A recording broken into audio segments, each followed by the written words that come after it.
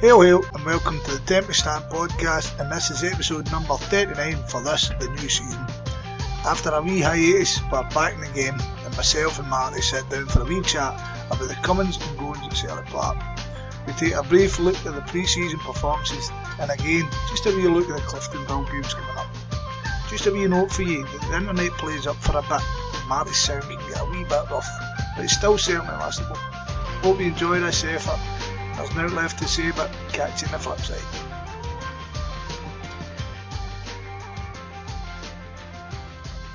Okay, folks, welcome everyone back to the Temporary Stand for this new season, 2013-2014, and it's a slimmed down lineup tonight. We're hoping to do these a wee bit, much more regular than we have been doing, but tonight it's just going to be myself and my good friend Scott over in Cambuslang. How's things, mate? Doing fine, Matt. How yourself? Not too bad at all, and we should probably start the Temporary Stand by wishing you congratulations on your recent nuptials, which were held in the number 7 restaurant at Celtic Park, and the honeymoon at the Vegas convention. Aye, it was the only person to invite people. My stag do, my wedding and my honeymoon. And for anybody who knows Scott, that will not come as a surprise. Yeah. And I met a fair few. I met a few Hail media members and some new members. I met Joe Mang, and I was having a wee natter with him, and I was calling him a Snyder because I've been his mates for ages. Now he's on the homeboys. What happened? He should have come on the Temporary Stand. He should have been there first. But anyway, well, we won't hold it against him. We don't hold grudges on the Temporary Stand. We're all in this together. Not till we're drunk. No, not till we're drunk, indeed. So let's get wired straight into the chat. Finished the season with a double, and looking forward ahead into the new season now. Lots of change over the last couple of months, even just since the cup final finalised, and I suppose looking ahead now to see what's ahead of us. Sitting still in the middle of pre-season, but with a Champions League match looming on Wednesday, all very strange, isn't it, Scott? Yeah, it's go this way, innit? It's really, pre-season isn't what it used to be, and certainly not even for Celtic, where we've got the basic premise of a pre-season, right? And I don't tend to, like, as you know, Marty, and I've kind of waffled on in the past. I run amateur football teams. I've been involved in amateur football for we're hitting about 10 years now, and I can see the benefits of pre-season out with the result. An example: we played today, and I told my boys it was about performance for us. No even fitness, because my team was generally a fit team anyway, but it's about performance. It was because we're a new team again this year. I wanted to see them playing the way we should be playing. It's all about on the deck and stuff like that. And I think Neil Lennon, fitness will be his number one aim, because ultimately he knows how this team plays. Mm-hmm. Do you know what I mean? He's like, he knows. And we really know that's the kind of frustrating thing. But once we get into talking about it, is we know these guys can perform at a very high level, higher than probably their ability should allow them. So it's strange that we kick off the season so early. We know the reasons why. We kick off so early in the Champions League, and then once you even get into the league, you're dipping out the league to go and play a friendly, and for money obviously, and needs must in this world. But it almost sort of feels like a 3-month pre-season. Aye, well that's the thing, innit? You're kind of, it goes right into August, which guys like me and you, we kind of always pine for the past. It was better back then, it was better then, and I mean, you actually have a wee look at it, and maybe it's better for us, but for club wise, there's a lot of money to be made out there, and we kind of we've got high demands as Celtic fans. So Celtic have really got to do that, haven't they? They've really got to. We've got to put the Champions League before everything, and we've got to put getting £1 million for playing one game before everything. That's the situation we're in. Do you know what I mean? If we want to kind of pay these guys the money we think, or the club think they're worth, the way pre-season's gone, I'm sure we'll cut into it in a minute, but it's certainly strange. It's quite frustrating that we're sitting on the 14th of July now, and we're talking about one of our biggest potential game of the season already. Mental, isn't it? And it definitely is one of our biggest games. You know, I don't think Cliftonville are going to be any any rollovers here, and I think we could be doing with these games, in terms of our coefficient, if we're playing three legs, over 2 months till the end of August, that's a potential for 6 wins, which is very, very important when you go to tot up the coefficient totals next year. Yeah. But I know you're very much about, I suppose the focus is on fitness, and Lennon knows how they're playing, but there are a couple of new bodies in there, and our goals haven't been prolific either in pre-season. Is there no cause for concern at all, or are you just happy to see things tick along as they are?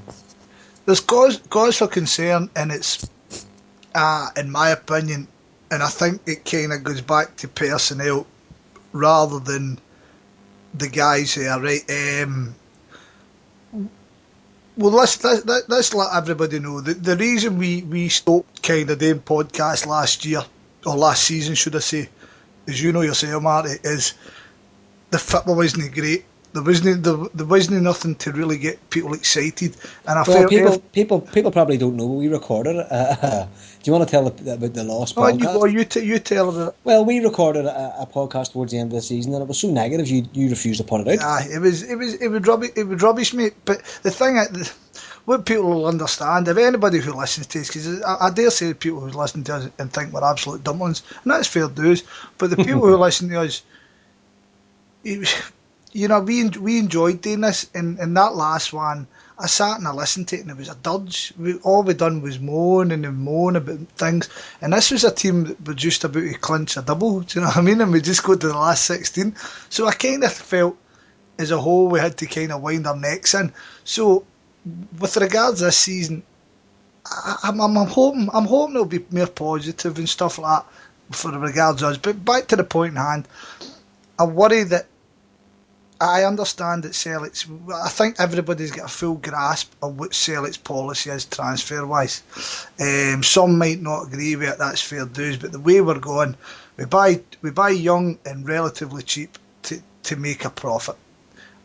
We've done it to an extent with Key, and we've now done it with Victor Wanyama. However, carry on.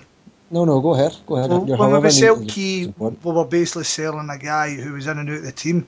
Well, Wanyama, he was your great hope, right? And we all knew he was going to leave, and to get £12.5 million for that boy is an unbelievable bit of business. Any team in Scotland to get £12.5 million for a player is, in my opinion, unbelievable. And I think the club deserve a lot of credit for it. And do you think there is then a contrast between, in terms of the money that came in? You had a guy who was maybe floating around the fringes of the first team, and you're hitting the 6 mark. And here's a guy who was very much integral to the team, but you're doubling your money on that. Yeah, well, that's the worry, though, isn't it, Marty? Gary Hooper's next to go. And the word I'm hearing is that Gary Hooper's all but down tools on training. He's really not interested, and I think it's just now a point of he needs to find a club that suits whatever level he's looking to go to, and that's frustrating. I've always liked Gary Hooper. However, no matter, you never want to keep an unhappy player, of course, but these two guys have been really, really important to us in the Champions League, in the league, whatever. I mean, I've seen Gary Hooper have some fantastic performances, and Wanyama was without doubt the outstanding player in Scotland, no matter what the sports writers say. So we're selling two of our best players. Do you know, that never dawned on me. That's a very good point. There's a guy leaving Scottish football here for nearly 13 million quid, and he didn't get Player of the Year. Yeah. He was plamped off with a young player. He should have got both of them, in my opinion. Jesus, I never had that. Actually, I thought it never entered my scone, I must say, but that's a doozer.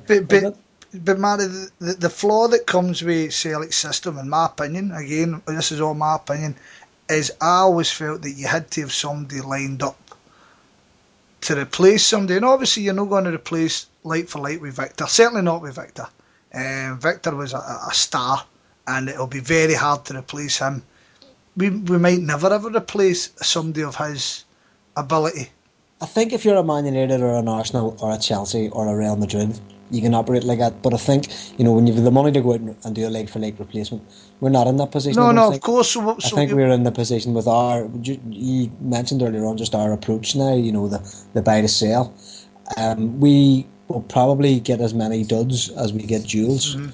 And a couple of years ago it was Izzy, then it was Kyle. So it might not even be the same position. Mm-hmm. We might bring in a I don't know, a right winger this year who's amazing. Mm-hmm. I'd agree with And that. Yeah. I would agree with that. The word on the street seems to be that Ambrose he's been ticked to come into that position, and maybe that suits us. Maybe that suits what we're kind of looking at, because Ambrose, he was a decent player at the back for us. As I've said in the past, we got a guy for Israel for just over £1 million. I don't think anybody can expect a top level performance from him. You know what I mean? yeah, yeah. I mean, so if he goes into midfield, as you say, it's a different thing. Maybe Neil Lennon's going to change the way they plays, and that's ultimately not a bad thing, because it freshens up everybody. It freshens us up in the crowd. It freshens up all the guys on the pitch, knowing that they're going to have to bust their arse to learn a different way, and that's great. And the thing is, maybe we're going to be a wee bit more adventurous in Europe. I would doubt that. I would doubt that. So it's going to be a worry that we've sold our best players, but we've got to have trust in it. I would like to have seen Rogic play more football last season. I would like to have seen him. I mean, he certainly looks he's got good ability. So he does. In my opinion, looks in the ill-fated pre-season games we've played. I've seen enough of him to think going forward, he's got something. He's the only one that I've seen any chatter about, really, who's put a shoulder to the wheel in pre-season. And I'm sort of in your corner too. You wouldn't really want to, we could have been sitting doing this last year, and we probably did. Looking ahead from pre-season and thinking, fuck's sake. But we had a great season. I think in the round, I don't think the football was all that good, but I don't think anybody can complain. The last 16. Well, you can't complain. Everybody can always complain, and I don't necessarily think it's a bad thing, and I don't think people should be criticised for always. I mean, Celtic fans are notoriously fickle because of our history. Do you know what I mean? We expect very, very high standards, but we do appreciate where we are. So you find yourself caught in a rut, and there's enough people out there who's moaning, and there's enough people out there telling you to wind your neck and everything's going great, that you find yourself contradicting yourself a hell of a lot. And I don't think that's a bad thing. I really don't think. I mean, this is why we've got so many chat and stuff like that people aren't afraid to kind of point out what's wrong with Celtic and stuff like that. The pre-season friendlies, I'm not overly concerned. As you just said there, we've done this in the past, haven't we? Well, I think at this stage of the season too, I think the Cliftonville games will tell a tale. We're sitting here on Sunday night recording this. It's only a couple of days away. Match yesterday. I think the match on Wednesday will probably be a bit of a smash and grab match. It's like their players are going to be so up for it. This is going to be their cup final of their lives, and very tight pitch, artificial surface. It'll be a very boisterous atmosphere. So you would imagine that anything could happen, sort of thing on Wednesday night. But in the home leg, in Celtic's home leg, you would expect Celtic to professionally take care of Cliftonville on a bigger pitch, and you would expect that their fitness would tell, against part-time players.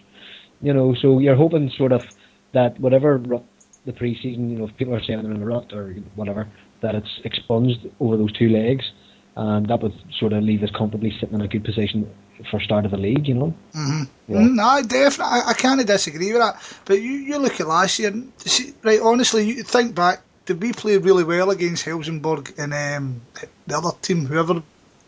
I mean, none of us talked about that, because you get through it. That's all that matters. Obviously, we'd love to kind of see Celtic go out and put on this fantastic performance we would talk about for 100 years. But even if we win 1-0, or we draw 1 each, ultimately the only way we'll be talking about this Cliftonville game in a few years' time is if we get beat.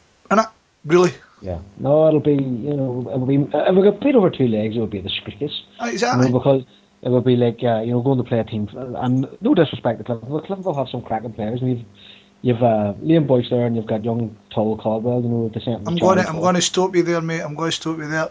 I'll talk about it at the end, alright? We'll get into Cliftonville at the end. Alright. Sorry. So, where were we then? We're talking about the Cliftonville match, but Yeah, you could be reflecting on the season on last year, in the Champions League when we were beating Barcelona. Half our fans couldn't remember who we were playing. Mm-hmm. In the earlier rounds of the Exactly. Champions League, so I was like, I was completely forgotten about.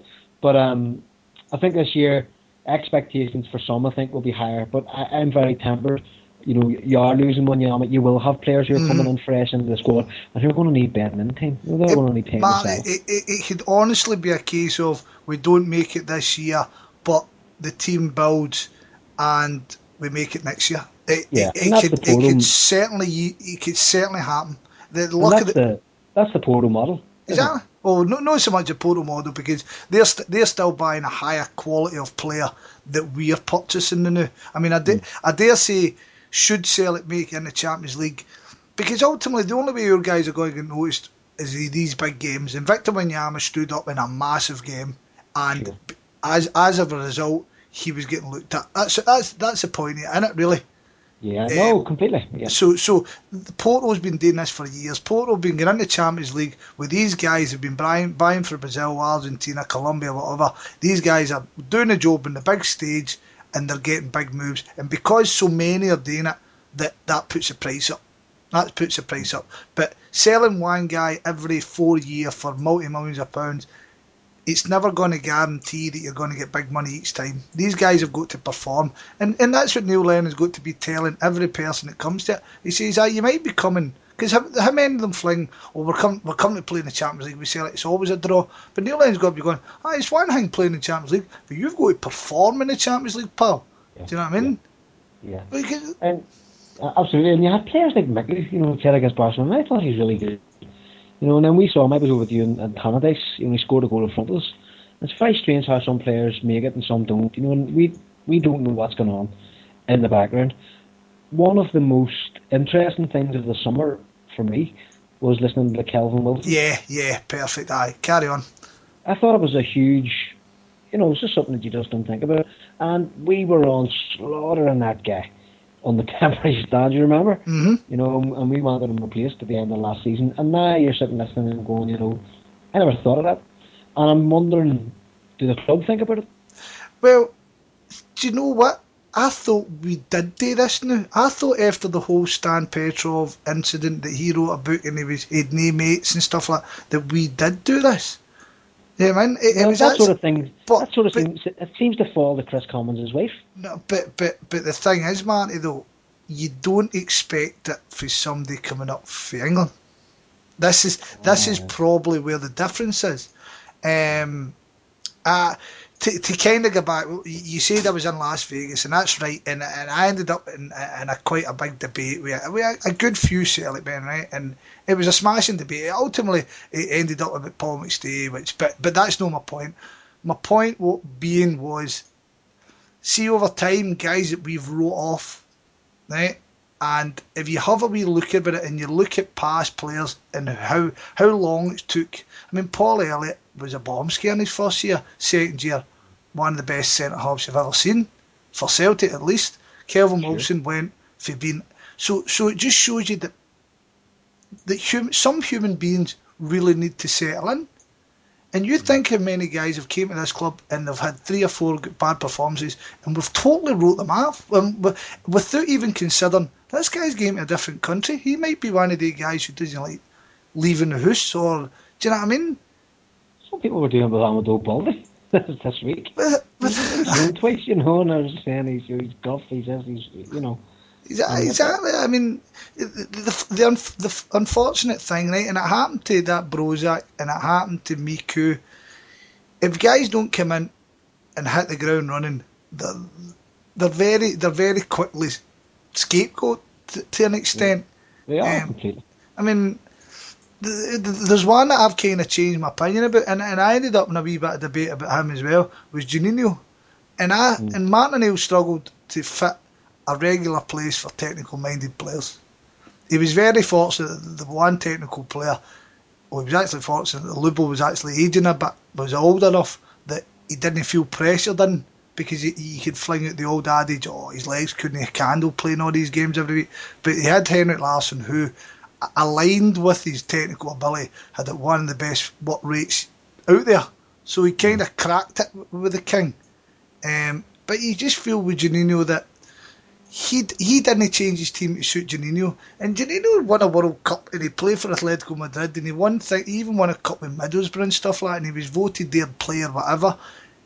This guy's no a dumpling. There's no way. And for Celtic fans to kind of go, oh, he was shite, you're kind of going, right, fair dues, he wasn't good for us, and that ultimately what matters. But could it been worked better? Could have been brought in the team and allowed to... He came for a team where they were built around him to a team that he was basically told sink or swim. But that's an interesting point, just to pick you up on what you said earlier on about Ambrose. You know, that if Ambrose is being pushed forward, then Lennon's going to have to do some sort of tactical work, you know, to build something around him to support him and to give him an out if things go wrong. Yeah. You know, so that sort of contrast, you know, and it would be very, very interesting to see if Lennon has the brains to do it. You know, and I don't know. I don't even know if it is true. You know, I don't know if it's on his agenda. It's speculation. It's speculation. You told me before. This is what we're here to speculate. But yeah, we are. That's our job. It's it was worrying enough. As I said a couple of years ago, Celtic, the way Celtic are playing with the attack-minded stuff, we definitely need somebody to sit in front of that defence. And from the friendlies I've seen, it looks like that again. To come back to the friendlies, which we started talking about, I don't know how long ago, but we definitely seem to lack something technical, something a bit different, something that's going to open up a defence. And I do, looking at that, I really do think ultimately when we get down to Champions League and big game stuff, we're going to get back to that. Sammy up top, Sammy floating half a guy up top. Absolutely. In a defensive-minded position formation that's going to look to counter-attack, and it's worked well for him in the past. So who am I to criticise? Yeah, no, and for a team of our size and our stature and the type of players that we're dealing with, I don't really think anybody can argue. I mean, I remember sitting watching the Moscow game, you know, and thinking we're done for here, and then just, you know, saying, oh my God, you know, it was such a surprise. Yeah. You know, the team sort of got the bit between their teeth. And went for it, you know. And I always laugh. Johnser was torturing James Forrest, and then he went and scored. And scored, brilliant. Johnser got something wrong. Can't I believe it? Oh, John wouldn't get anything wrong. Nah. But no, but genuinely, it was such a surprise. You know, we were going, my God, there was definitely nothing behind the madness there. There was a thought process and a plan. There was a plan. For every time you can criticise Neil Lennon, you've got to give him credit. On the other hand, we collectively said that we felt Neil Lennon was grown as a manager last year. He used the situation well, and that would be very much one situation where he got on the button. He saw that the game was there to be got, and there was a wee guy with pace, and he put him on. And James Forrest, to his credit, was very direct in that game, a thing that's often criticised for no being. And he got that one spot on. So, I mean, he's still our manager, and he's got another crack at it. So here's hoping he can improve again in the Champions League, because that would be where ideally we need to be at this point. Yeah, we do. Well, I don't know. You know, I think the way we're going, as I say, last year I'd have been happy enough not getting into the last 16 and dropping into the UEFA Cup to get us more coefficient points, because I think if you get into the Champions League with a weakened squad, so, you know, we have lost Wanyama, we could lose Hooper, we will be weakened unless... And we're Marty, we're no an unknown quantity anymore. Well, exactly, yeah, the world knows the crack. It's not rocket science. Yeah. But, and Juventus dealt with us pretty professionally, you know, there was no doubt about it, you know, Well, I found myself on the minority once again, when I thought, I mean, people are telling me that was the best performance Celtic had last season, and I'm sitting going, we get scaled 5-0. So, I mean, pretty easily. I would be most definitely in your corner there, starting on the shoe. I came away totally highly critical that, I mean, people are going three mistakes, but there's 3 mistakes in the Champions League. I mean, give me peace. You can't do it at that level. No. But it'll be interesting to see, because I would imagine there'll be another. I remember sitting last year on the Champions League, or on the signing deadline day, and all these guys were rocking up the Celtic Park. A keeper, even who never even appeared. The French fella, aye, that was a weird one. From Nantes, and I would imagine we'll be in the same position again this year, and really we shouldn't be, because we have the Champions League money in our pockets and we have money coming in for Victor, so we should have some sort of a, with, I suppose, but at this stage too, we should talk about the new signings, Van Dijk and Baldy. We've been out and spent money on the pair of them, haven't we? I'd be loath to give my opinion on them on either YouTube or be it YouTube, Wikipedia, and we or haven't even seen the friendlies. No, exactly. There's no point in making any sort of material judgment on them, but it's more about the type of player they are and their position. Are you happy with people like that coming in? The centre half is one me and you have kind of decried for a wee while, and by all counts, we've spent a wee bit of money on them. The big boy Virgil van Dijk or something like that. Yeah. Is that how you say it, Dijk? Well, I'm saying Dijk, but I think it's Van Dijk, but Van Dijk will do for our purposes here. Go ahead. Right. I mean, I'd put my horn up right now. I don't know hee-haw about him. He's played, I'm pretty certain he's played a few times for the under-21s. He's only a young buck. I think he is 21 now, or maybe 22. That's under 21s, yeah. No, under 21s, isn't that right? Yeah. He's played. So he's turned out for them. He came for Groningen. As you can tell, I've now got my Wikipedia up, so I'm going to actually go back myself. You wouldn't do that. There's a lack of information even on here. He seemed to score a lot of goals against Feyenoord. No. That's all they're fan. But no, I take your point. We're not in a position to talk about these guys as players. Nobody is. Nobody knew who they were before we were linked with them. It's not as if anybody was advocating that these guys are playing Celtic's about you. No. You've got two guys in who I would dare say Van Dijk probably, but Baldy probably speaks no English whatsoever, and we've stuck him up front beside an Essex boy and then Stokesy, a Dubliner. So he probably's got no idea what anybody's saying. I'm willing to give the guy a chance. Well, there's a thing now. You mentioned him, so Tony Stokes, talk to me. With regards to state. Well, he's been offered a new deal and he hasn't as yet penned it. Lennon said that he thinks he will. I think he will as well. I would say a player like Stokes is the player that you're looking for to put a team like Cliftonville away. Yeah, I'd agree with that. I think everybody in this podcast, we all like Anthony Stokes. He's in Glasgow, and for again what I understand, he's enjoying his life in Glasgow. And I dare say, sure he is. I don't think he's ready to move yet. I know his family are over in Glasgow quite often and enjoying the afternoon pub culture. As we have done ourselves. Exactly. Usually come to the sheriff court. Exactly. Who can criticise? Anthony Stokes is 24, 25. I think this is the time you'll actually see Anthony Stokes grow. He might actually get the wee. I judge football players by myself. Yet the daftness kind of starts growing out of you around 24-year-old. I mean, even look at Liam Miller. What age was Liam Miller before he actually started looking like a first-team player? 22, 23. Yeah, do you know what I mean? He'd been at Celtic for years. Nobody had really spoke about him as this great hope, and he came out in the area because he kind of grew up, didn't he? And I think we're going to see the best of Stokes. I think Stokes is underrated as a technical player.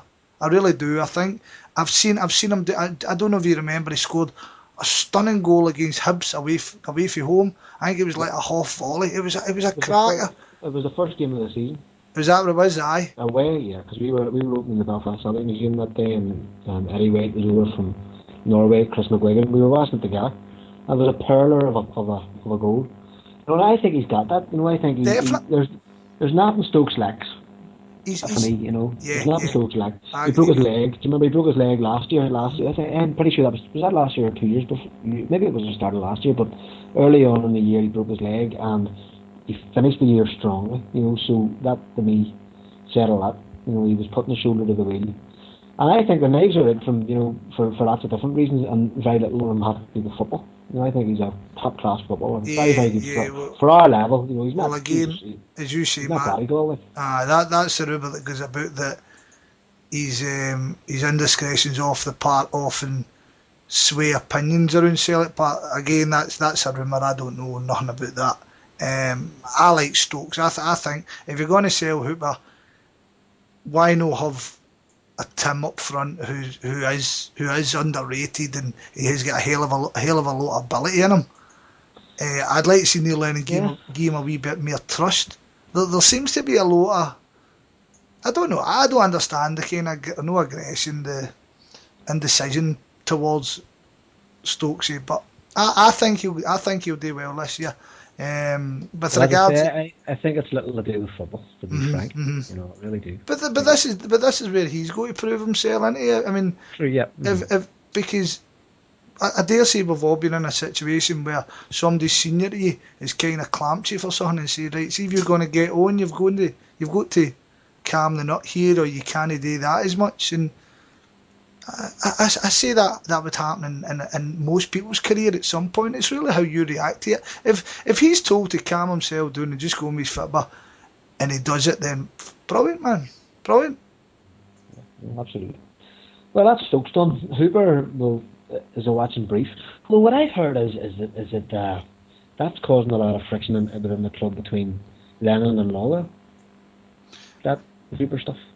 Aye, well. You have to put yourself in Lennon's shoes. I remember Graham Spears talking a couple of years ago on the radio, and he says when Lennon had just got the job, do you remember he had been down looking at all these different teams around England and stuff, and he had spotted Hooper. I think that was the story anyway, or he played against Hooper maybe when he was at Forest, and he had told Graham Spears, if I get this job, or maybe he was only in the job, and he'd said, what's your plans? And he said, well, I'm going after this wee lad at Scunthorpe, wherever it was. Was it Scunthorpe? One of them teams. Scunthorpe, yeah, aye. Firewall FC, I think. The Guardian call them Firewall FC. And he says, this guy's been banging it in at all these shitty grounds all around England, and he's on fire. And he'll do exactly the same in Scotland. I would trust him to do the same with Scottish grounds. You know, so he sourced him, he went out and got him, he got him on a deal. It's worked for him. And now he then says, I want to keep him, and the money men aren't prepared to meet his demands. Now, you know, that's a personal thing for Lennon in many ways, and that's where the clash comes between your club's strategy and the team affairs, really, you know. And from what I've told, it's basically Lennon and Lawwell have fallen out of it. And Lennon saying, we've got the money to keep him, why aren't we? And Lawwell saying, no, because we don't do this anymore. We don't reward and put people on fat contracts. We've made him an offer, and if he takes it, great. It doesn't sound out of the realms of whatever. Do you know what I mean? It does. It sounds legitimate. Me again, we're speculating. I heard tonight that he's all but down tools on the back of maybe we're on the back of that. There seems to be no movement with the contract, that he's decided, right, I'm off. If I'm not getting any more dough here, I'm gone. And yeah. And no matter how much we all want loyalty and stuff like that, if he can get more money elsewhere, he's a young guy. You know what I mean? He's going to take. He's no a big Celtic man. He's going to take that opportunity for himself, because there's money there to be made. I wouldn't hold that against him if he left. Would it be a massive blow on his day? Of course, on his day, it would be a big blow. It's always hard to replace goals. Well, exactly. Goals, you know, and you look at the likes of Samaras, seeking his reputation in Holland of being a prolific guy, you know, and he's just not that player at all. No. You know, he's not a bad player. You know, you'd never put him off, but he's not that. Samaras is fast becoming one of your most important players, and if you said I would end up saying that 2 years ago, I'd have laughed in your face. No, you'd have thought you were cuckoo. No, you're correct. So we're on a watching brief. Oh, another thing I meant to bring up when we were talking about Manyama. Total vindication of what we were saying during the season about his agents. Maniacs. Remember, absolute fucking maniacs, aye. It basically cost him about 8 months' money. Yep. Crazy, man. Get that money. And Celtic would have still sold him, because they would have wanted to cash in on him, but his agents cost him a pay raise. And it's funny that was remarked upon. Do you remember his agent had issued the statement? You shouted it at the time, Martin, and it was bang on the button. You said, "What is it? What is the difference to Wanyama signing a contract and still leaving in the summer? He'd have more money in his pocket." Oh, he's mental, and he seems very attached to these guys. Whatever clowns are looking after him, he's fallen on his feet, fair enough. But that move could have fallen through. Exactly. Easily. I mean, I'm reminded of the Scott Brown incident last year. Remember Scott Brown, Willie Mackay? Basically, Celtic said we're not paying him. Yeah. You pay him. And that I think Wanyama could have been in that very, very same position where Southampton didn't come back. So it's a strange world. It's done now. It really doesn't matter, does it? We've got the money in the pocket. It's really new Celtic's ball, but with the just before we move off all this stuff, money in the pocket. Over the last couple of weeks, there've been some really big announcements from Celtic, and as a match-going fan, I just wanted to get your opinions of them. Free Wi-Fi, covering the stadium, a new family stand, £100 of the season books. How are you feeling? Aye, well, I've actually got a new seat this year. I think the last time I spoke to you, I moaned the hell off you about it, but I've got a new seat this season, which kind of, we're all sitting together now, so I think the Vatican's been shut down. I think it's still open, but we'll know about it. So we're doing the stair now because Mad Dog thinks he can't. When he mixed up Samaras and Wanyama, we knew things were going wrong. You know what I mean? We needed to get closer to the pitch, guys. That's that. So we're fortunate enough that we've managed to get I think 14 or 15 of us, your club together. Yeah, that's causing a lot of problems because I was reading the fella is Stephen McGee. Apologies if I get your name wrong, but he's tetraplegic boy on. That's right, aye. He's been complaining because he's now been told he hasn't got a seat yet. He's been shifted, during this sort of a move, which is, Jesus, our disabled fans would be the last people that didn't want to mess around, But broadly, are you broadly happy with what's happening to the world? Aye, I mean, see, be perfectly honest, right? And individual circumstances, things like this going to happen, right? I wasn't too happy about it, but I took a wee step back. Celtic are trying to do it for the benefit of the fans. Do you know what I mean? They're doing it for the benefit of the fans, so the fans kind of come back in a wee bit more movement, and so they can shunt things about and stuff like that. I can appreciate that. It might put you out for a, but they're not doing it with an ulterior motive. They're not moving you so they can chip you easily. You know what I mean? It's done so we can improve that. The Wi-Fi in the stadium, I think we've all got smartphones nowadays. A lot of these like putting on coupons, a lot of these just like checking the internet at half time before the game. Fantastic. Right? It's not costing anybody any money. I don't see how anybody's going to moan about it, to be perfectly honest. If you want to come in the stadium and eat your pieces and your Quenchy cup, go for it, know what I mean? But just live and let live. So the Wi-Fi is a great thing in my opinion. With regards the family stand thing, brilliant. Anything that's going to make a match day experience better for somebody is good. They seem to have taken things on board. They seem to have understood that just cramming people in a wee tight seat, expecting them to shut up and then get home but still spend top dollar, they're understanding that that's not going to work. You can't play on people's loyalties now, and that's good. That's really, really good. I think the idea of the bar thing is excellent. I can see flaws, but what are the flaws? Give me the flaws. Right, so they've produced an 800-seater for Celtic fans on a match day. What's wrong with that? There's nothing really wrong with Marty, because I've spoken about it in the past, and I just think if it's a step to being able to freely buy a pint whenever you want at the game, I think it's a great thing, right? Again, I was on New York and I met a fella who works in Jack Dempsey's, right? He's a friend of mine, and he's a right big Celtic man. He's a very, very good guy. And me and him sat down and we put the worlds to right, as you do when you're sitting with a couple of... with 15 beers. Exactly, a couple of drinks in you. But we were sitting talking about the American experience. I'd just done the tour of Fenway Park, the home of the Boston Red Sox. Yeah. And it's a great experience, Marty. Right? And these guys are paying top dollar for us, I hasten to add. Right? Top dollar to get into these, but it's a different fan experience. It's all about for the club, for the franchise they call them. It's all about them getting as much dough to you and keeping you there as long as possible, and keeping you there as comfortable as possible. Yep. And while I don't think you can ever replicate it over here what you do there, right? Because you've got weather for a start, and you've got our mental attitude for greed, because we do have that mental attitude for greed. But for me, where the bar issue is coming from has buck all to do with that at the minute. Celtic are behind this move to get the law changed. Yeah. And I think they're rubbing their noses, they're rubbing the government's noses on it, saying we can already do this. Yeah, excellent. I'd 100% agree. But see, when I say flaws, I mean flaws as from myself. Do you know what I mean? I don't mean flaws as in the club, because the club's going to benefit for this. I can see flaws myself. I think it's a great idea, because we know for a fact that the first 10 games, like including the Champions League, that place is going to be mobbed. Right? Yeah.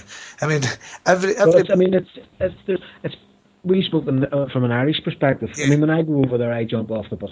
If I'm going on the bus, I jump off the bus and get my taxi to the Vogue and meet all you guys. But not everybody can do that. When I was younger, I couldn't do that because I didn't know anybody there. Well, so you were marooned on the Gallagate, and then you had to march up, and so that was a half an hour of your life wasted. Going up past the Orange Man and what do you call that? Crimson Star, whatever it's called. Anyway, so it was like you had to go march up through Brigden, and that's going to take away that. You can go into the ground, you can take your child for a pee. You can get a hamburger, and we all know the big hope, Marty, is that, has it been confirmed that it's child friendly? I think it is. Yeah, I think Celtic tried this. Celtic tried this a couple of years ago to an extent, where they had that Champions Lounge, and I think you had to pay. I think originally you had to pay. It was like a membership. You had to pay an extra $1,000 when you're seeing. But this is totally. This is a freebie, right? This is basically first 800, first come, first serve, and it's club wise. I think it's excellent. It really is excellent. I must say, I do too, and there'll be all the arguments of, for fuck's sake, it's £6 a pint, or it's salmon Scotland and all that sort of stuff. But be honest, that's like moaning it's £3 a pie. Well, but I mean, if you're travelling over in the fucking Stena, in the morning, and that's basically going to be who it's aimed at. It's going to be from travelling fans coming from wherever, not just Belfast, or not just Ireland, but people travelling. I always talk about people travelling down from the north of Scotland and making a real effort. To get the games and stuff. It's for them more than anything else, because people in Glasgow are going to have their locals and they're still going to drink there and they're going to be comfortable. But for other people coming in, they're coming in on the Stena, where a fry is £11 or whatever the fucking cost of a fry is. It's not cheap. It's not cheap to drink on the Stena. It's not. So you're sort of going, well, we can cope with that. You'd rather have it than not have it. So I think it's a good thing. Yeah, I agree. I think the legal stuff's very interesting. It's the fact that I think Celtic are rubbing the noses of the SNP and they're saying we can do this anyway. And I think change the law. They might look at. I mean, they've got other places around the stadium that they might end up having a wee look at it. But I can't, club wise, I can't see any negatives, because unless there's an 800-man riot and Polish fans turn up and they start dancing in it and they get hit with water cannons and stuff like that. What you could have is the cops. That's not actually too far from the truth, because what you could have is the cops targeting people coming out of it. Well, that's it. That's what I would say. You think you could have a copper in there just watching somebody, so as you say, somebody behaving on a boat, went in there, had another couple of pints, and one of the barmen going, right, well, this is the guys walking out the new. That would be. And I'll tell you now, if they try it with the Irish fans, it's a recipe for trouble, I must say. Anyway, we'll cross that bridge. We'll revisit this, I'm sure, because I think I may have to give it a word. Of course, a secret shopper for the temporary stand. We can record it while I'm on my fourth pint. Yes. Get Chris Kajabla in, and we'll do a paradise report from the bar. John Little's still no bought a pint. Somebody take that man's wallet off him. It's walking off the table itself. No, we'll revisit that. But I think, well done, Celtic. Those 4 things, I think it was 4 things: the bar, the reduction of the season ticket, the Wi-Fi, and the children's area in particular. I think was a great idea. So it's good to see our Champions League money has been spent properly. Been put back in, because at the end of the day, we are the club. So credit where it's due. Doesn't happen. So what's next? Are we finished? Aye. So we've been away for how long? 6 months. We've gave it a bye, and you've been out hooring yourself to Chris McGuigan. What's going on, Marty? That's my friend. Don't be running down my friends. Come on, me and Chris are tight. Yeah, I sat with him in a bar in the Riviera Hotel till 7 o'clock in the morning on my honeymoon. Drinking away. Once again, putting the world to rights. I swear to God, if I had the choice of sitting up all night with Chris McGuigan or going to bed with a beautiful woman, I like McGuigan, I don't like him that much. Well. Jesus we had words in the morning, just put it that way. Who you and Chris? Aye. I poked him in the back. Spooning each other. Aye, so anyway, tell us those aren't pillows. Tell us about the pod you done with Chris and what its party. For those who don't know, or for those who maybe, I'm sure you know, if you listen to Hail Hill Media, you'll have picked up on this over the last couple of weeks, but God bless Chris McGuigan, he has taken it upon himself to produce a history of Celtic in 1,000 podcasts, and I think we're on to the 4th or 5th at the minute, one of which I was invited to take part on. I actually wasn't initially invited to take part in the one I did take part on, and God bless Paul Arkin, who took the 20s from me, because I couldn't get time to do it before I went away on holiday, and Chris was on a schedule. So I ended up looking at the 40s, which for many people would be a dead decade, and for anybody who's listened to it, it was released on Friday night. I hope that view of that decade has been neutered, because by God, there was so much happening and so much that had an effect in years to come on Celtic. So you've been a passionate advocate of the History podcast, the History of Celtic podcast, and I think Richie of the Temporary Stand as well, it came late to them and was remarking on just how bloody good they are, and you can see them developing as Chris has gone on, the different types of content. I've had a wee sneaky peeky at some of the stuff that he's been doing that's going to be coming up, and I'll tell you what, he's a patient of a saint. His wife must, I know you know, your wife probably hates him, his wife probably hates him too. Because the amount of time he's putting into doing them, it's just fantastic. And I would urge everybody to go and give him £1 or 50p through Hail Hill Media.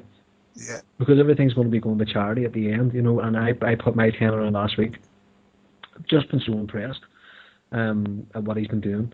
And I mean, as I say, I've been able to help him by sort of hosting one, and also to give him, and I really mean it, wee bits and pieces for one of the other ones as well. And God bless him, what a guy. And it's been remarked on Twitter, there's just no other club.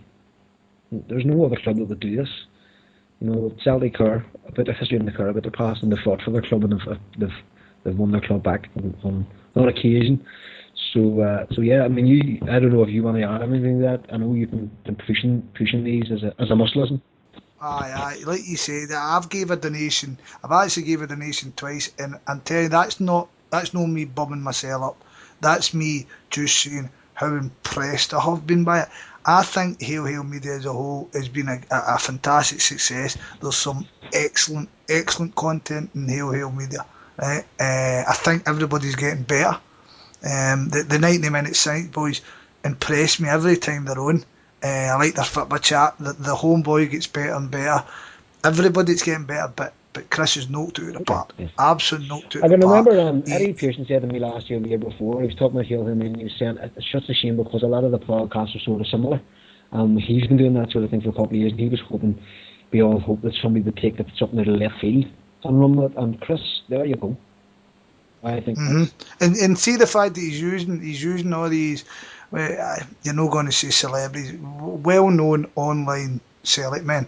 But there's still a whole load of people who haven't bit on it yet. Yeah. I don't know what for whatever reason. And the thing is, they're there for posterity, so people could always come back to them, and that's if people start, that's to flag up. I've downloaded them, and I'll download all them, and I'll stick them on the iPod for my dad. And you know, my dad's technology illiterate. Yeah, Do you know totally. what I mean? And was it very interesting? A development where people are starting to listen to them on supporters, was it? I thought it was Brilliant. I saw him tweeting about that tonight. Yeah. Fascinating. And long may the rain. God bless him, and I hope everything goes well. I'm sure it will. I'm positive it will. Yeah, definite. He'll to that. But they're excellent.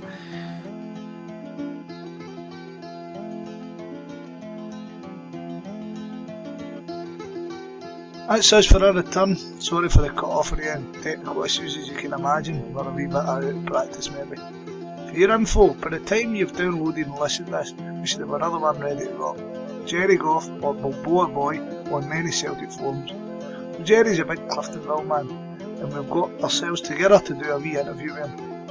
We'll be discussing his Celtic and Cliftonville credentials before looking at the North Belfast team itself, and basically what, if anything, Celtic have to fear in this Champions League tie. Should be informative and interesting. And by Thursday night we should also have another pod in your computers as we interview the Wakes and talk to them about their fourth album, The Red and Green, which will be released on August the 7th. We're going to be talking about how far the band have came since their initial inception as Murphy's Law, and ultimately where the band hope to get to. We love to hear feedback at the Temporary Stand, good or bad, so you can hit us up on Twitter. As a collective, it's at Temporary Stand. You can get Marty, that's at CelticChuck67, and then there's me, and it's at Scott McCorry. You can get us on most Celtic forums and family. You can email us at temporarystand@hailhailmedia.com. So we'll leave you there, and hope you enjoyed the pod. So it's God bless and hail hail.